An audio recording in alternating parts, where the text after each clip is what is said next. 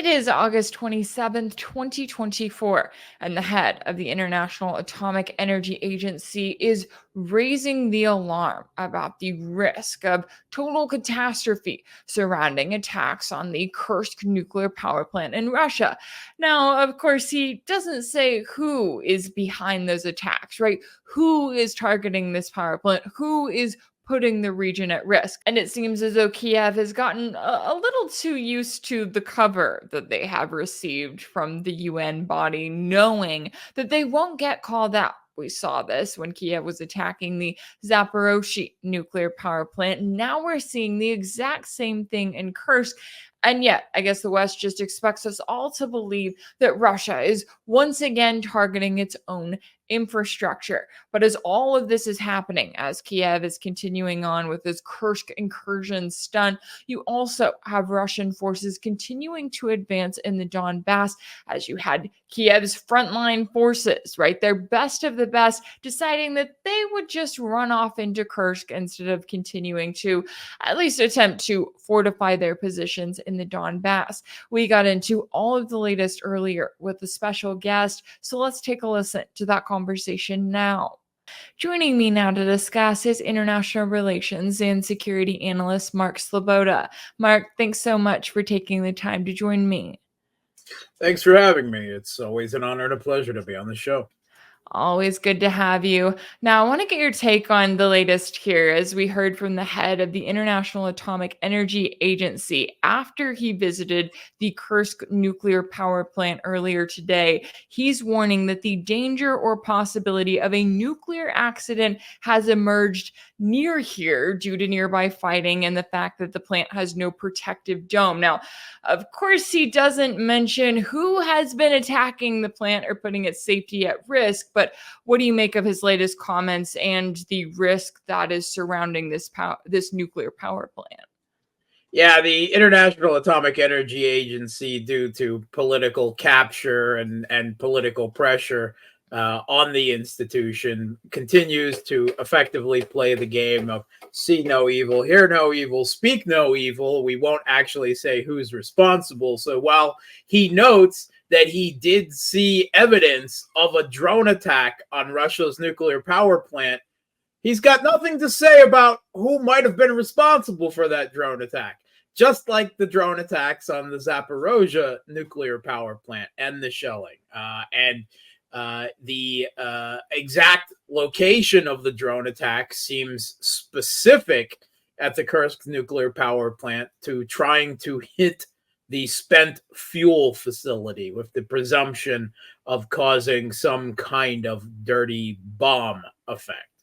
So while he gives a warning that combat is bad, he refuses to point out, well, if it wasn't Ukraine, then who was it? Russia bombing themselves again? Just some third party flying drones in the conflict? No idea. He's got no idea who it could be. They simply know. And there actually probably is a greater chance of a threat with such Kiev regime attacks on the Kursk nuclear power plant than with the Zaporozhye nuclear power plant. For one, the Zaporozhye nuclear power plant, while it's the largest nuclear power plant in Europe, all 6 of its reactors have been in cold shutdown for well over a year and a half at this point, something like that. And they all have very massive fortified Soviet-built domes over their reactors. These are a very safe model. They're built after the lessons learned from Chernobyl. They have a completely different operational and safety mechanism. They're not really capable of the design flaws that in part led to the Chernobyl accident. And these containment domes around the reactors are so formidable that it's estimated that it would take at least a TAC nuke to penetrate them. So not as much problem with Zaporozhye. Kursk, on the other hand, is undergoing a long, drawn-out transition to a newer, better protected model.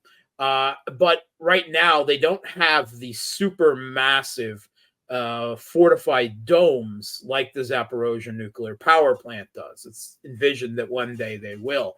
So the Kursk nuclear power plant, and it's also operational, right? It's working. So there's a couple of reasons right there. One, it's still operating. It's not in cold shutdown.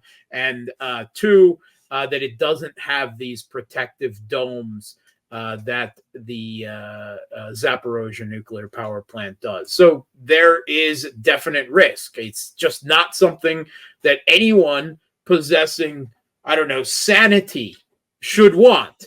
Attacks on a nuclear power plant, because such attacks, if on the off chance, particularly at Kursk, something catastrophic happened, there is every reason to believe that that would have effects on large parts of Europe as well.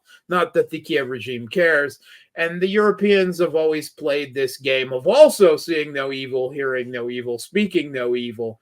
And when the Kiev regime says, oh, we didn't do that, that's the Russians bombing themselves again, just like they did with the Crimean Bridge, just like they did with Nord Stream, just like they did with the Kakhovka Dam, just like the people, Russian people of Donbass in Ukraine, shelled themselves for 10 long years. It's those crazy Russians shelling themselves. And if the Zelensky says it, the Western mainstream media just parrots it, with the, well, who are we to say otherwise? And it provides them with this implausible degree of deniability, and they can just carry on. This continues to present a very real threat.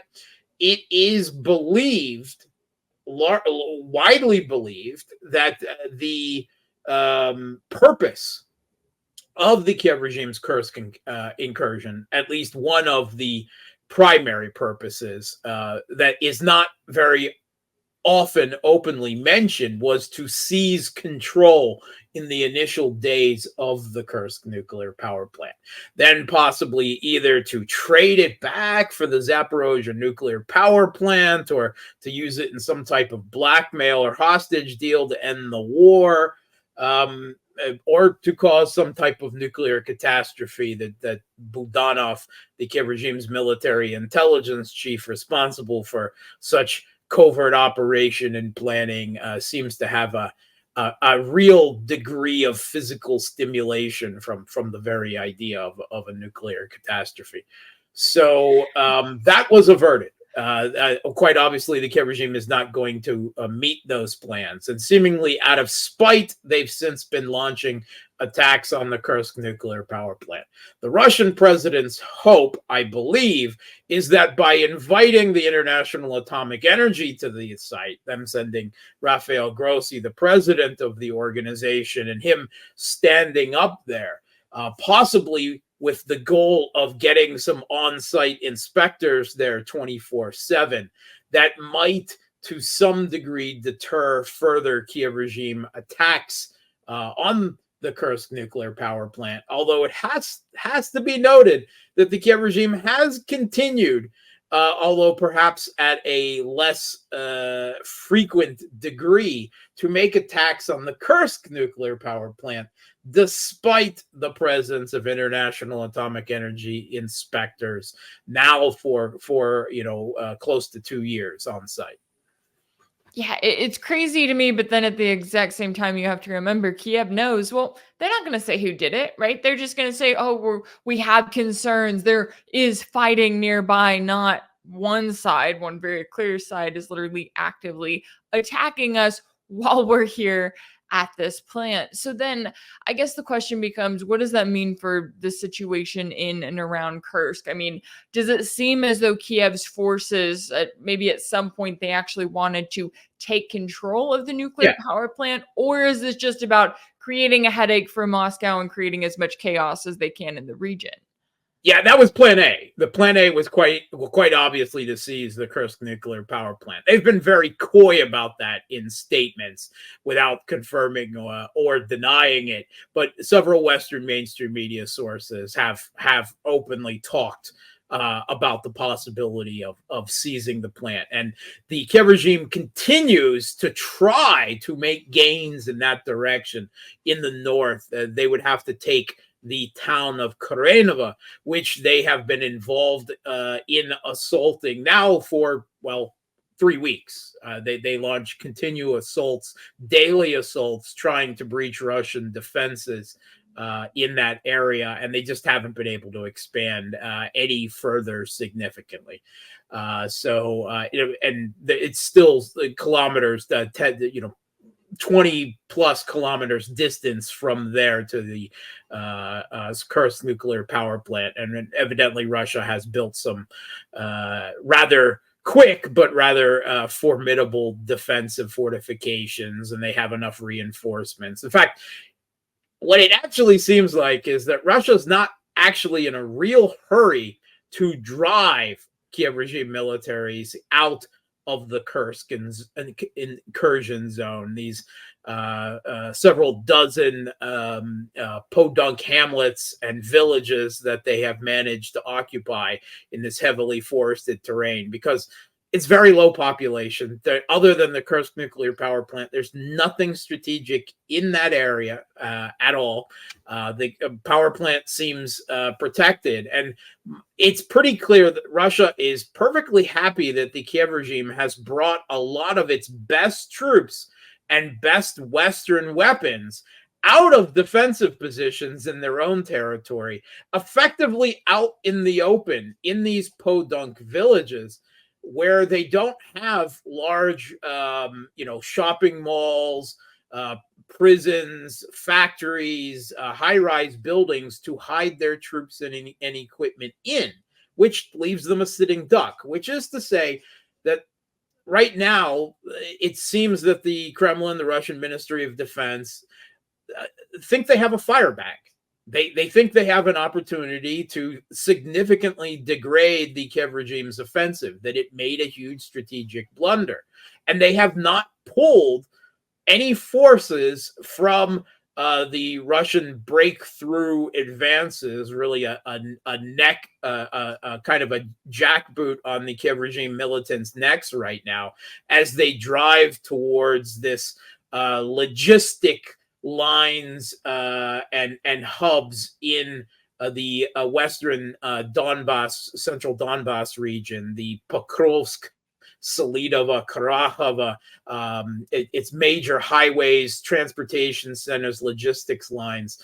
And Russia just continues to steamroll, and the Kiev regime can't offer any defense in that direction. Russia hasn't diverted any defenses, or the Kiev regime hasn't diverted any, Russia hasn't diverted any military troops from that offensive in order to clear out these villages and hamlets in Kursk. They've done it with out of theater reserves. And they've got them contained, and they seem right now content to simply attrit them away while the Kiev regime continues to throw good resources, equipment, and manpower after bad, seemingly unable to give up on a ultimately failed operation. Because simply they're primarily at this point driven by political and information warfare purposes. Yeah, it's so interesting to see the way things are actually happening on the ground versus the way that things are reported in the Western media, because they make it sound like even just the presence of Kiev's troops being in Russia, like that's a big deal. But it's like, yeah, you're trying to say, look over here, let's not focus on the front lines. Now, when it comes to Russian advances, specifically around the city of Pokrovsk, what does that look like right now? And what is the significance of what we're seeing from the Russian side when it comes to those advances? Yeah, I would say that the Russian advances, and there are pretty much 3 separate advances within this direction, are all at this point, they're just steamrolling forward. The Kiev regime isn't able to offer any effective resistance thus far. even in highly fortified and tactically important locations like hills and coal mines that could be and have been used elsewhere for defensive positions, simply because they don't have enough people. The people that they have, their experienced units were all sent north to the Kursk offensive to be killed up there, and they tried replacing them with newly forcibly conscripted people that in many cases are shoved into territorial defense battalions unwillingly after being just days dragged off the streets, and they don't fight. They don't defend. In fact, Kiev regime commanders have complained about this, that the troops that they've been given, as filler, as replacement, don't fight. Well, I mean, go figure. They didn't want to fight for this regime. You forcibly conscripted them. What do you want? I think one of the primary examples of this, Russia at this point seems more limited by maintaining a logistics chain and also spreading out, to protect their flanks, just as part of military tactical defense procedures than any effective resistance. The village, really not a village, better to say a small town, or a town even, Novogorodovka, is one of these last outlying settlements before Pokrovsk proper. And pre the conflict, there's no one there now, essentially. But there were some 14,000 people there, and that's fairly significant. It's far larger than anything that by several times than anything the Kiev regime has managed to take in the Kursk region, for instance. And Russian forces essentially took it in 3 days. This is a speed that earlier in the conflict, the Kiev regime would have fought over for months. It would have taken months, half a year, to take a settlement like this. Obviously, the strategy of attrition, the Kiev regime's unable to acquire the artillery shells, air defense missiles they need from the West, because the West doesn't promote enough, and then making things worse by diverting what remaining manpower and resources they had away from these collapsing front lines up to this fool's crusade in the Kursk region, has all led to just catastrophic strategic losses for the Kiev regime. It has actually led some Kiev regime politicians, some of their Rada, their parliament members, to angrily inquire whether the government, the Zelensky regime, has just decided to give up on the Donbass. Because they've pulled so much away and things are falling so quickly. And if these supply lines, all right, already roads, major highways going north and south have been cut. There's also important railroads there that Russia will seize and prevent the use of by the Kiev regime, of course, which is how you get troops and equipment around. But Pokrovsk, Sleboda, Karakhova, Russian takes those, and it will be like severing an artery of the remaining Kiev regime military locations within the Donbass region, because it will cut off their primary source of supplies going north and south to locations like Ugledar, north to this last defensive arc of Konstantinova, Kramatorsk, and Slavyansk. And if those supply lines are cut, what little they have left is coming from the Kharkov region, and Russia has already reactivated the front around Kupiansk, which is closing in on that as well. So Russia has a strategy. They're moving to cut off the logistics and supply and effectively either force the withdrawal or surrender of the remaining Kiev regime forces in the Donbass region, which, most likely by no later than next summer, it if things going as they are, it looks like the Kiev regime will be completely driven out of the Donbass region. Wow, I know that that is a long time coming in some ways, but also just fascinating to see how Kiev has allowed this to speed up on their end by Yeah. deciding that they're just going to venture into Kursk and create this whole stunt there. It's like, what did you think was going to happen on the front lines? Now, the last update to all of this that I wanted to ask you about, I know that it was reported yesterday that Russia had hit Ukraine's energy infrastructure in a massive attack that was said to have targeted 15 different oblasts on Monday. Zelensky then comes out, confirms in a press conference on Tuesday that Kiev used their newly acquired F-16 fighter jets as part of their defense. Now, we know that there were reports of widespread outages here. So what do we know about Russia's goals with this attack and Kiev's response? Okay, so one of the things that's being put out is that this was retaliation for the Kursk incursion coming some 20 days later. And the Russian presidential spokesman Peskov has made clear, no, this is a normal operation. This was planned months in advance, and that the punishment, the reply to the Kursk incursion is yet incoming.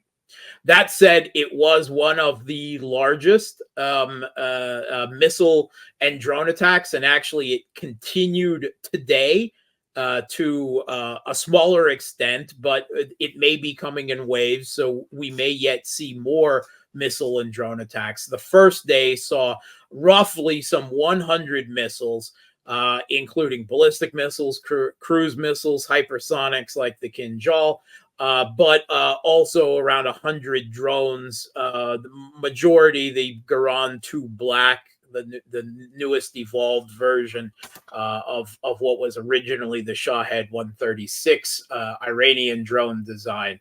But they targeted primarily energy infrastructure, in particular 700 kilovolt substations, which are very, very difficult to repair and replace at this point for the time. Basically, the Kiev regime's entire electricity supply at this point comes from 3 nuclear power plants in West Ukraine, smaller ones that Russia won't hit because they don't hit nuclear power plants. And electricity that is imported from Europe, ironically enough, majority from Hungary and Slovakia at this point. So targeting these substations prevents those supplies from getting to the rest of Ukraine. Of course, most importantly for the military-industrial complex and the movement of troops around by trains. That's the major military purpose of such strikes on the energy infrastructure. Much like when the U.S. and NATO attack the energy infrastructure of every country that they invade and have for decades. And if the Kiev regime use the F-16s, it is widely acknowledged that they will all, at least, for the foreseeable future, be used almost entirely in a defensive air defense assist role. So they would have been trying to shoot down some drones and some cruise missiles. How successful they were in this, we don't know. Interestingly, there are reports that have yet been unconfirmed by the Russian Ministry of Defense. We know that one of the targets Russia hit was airfields with depots in the Ivano-Frankovsk region of Western Ukraine, where supposedly at the least ammunition, missiles, and supplies for the F-16s were kept. Now, Ukrainian resistance that supports Russia claims that they also hit 2 of the F-16s in hangars there. There's no confirmation of that, but I should note that the report has been made. So already Russia certainly is actively hunting for them. And if they manage to feel better because F-16s are flying above the skies of Western Ukraine, whatever claims that their air defense ridiculously made about the interceptions of missiles and drones by the F-16s or whatever air defense like the Patriots that they've gotten from the West. The evidence of the power going out all over Ukraine, of rolling blackouts, of videos posted in defiance of Kiev regime laws, posting, the explosions, the impacts, clearly show that, this is just Baghdad Bob level propaganda, and that their whatever defensive efforts they made were clearly not effective. Yeah, it's very telling, and I know that Zelensky was trying to, I guess, sound cool and be like, "Look at us, we're using F-16s," and it's like, okay, but is it actually working? Is it helping you in some way? It doesn't seem like that from what we've seen, but certainly a lot at stake here all around. I really appreciate you taking the time to join me today to break down all of the latest here. International relations and security analyst Mark Sleboda, thanks so much for your time and insight. Thanks for having me. If anything in this video resonated with you, be sure to like it, share it with your friends, leave a comment, and as always, don't forget to subscribe. And if you want to keep up with all of my work, make sure that you're subscribed to my page on Substack. That's rachelblevins.substack.com. If you want to support my work, you can also check out my page on Patreon. That's patreon.com/rachelblevins. That's where you can sign up as a monthly paid subscriber and join the community there. As always, thank y'all so much for all of your support, and I'll see you next time.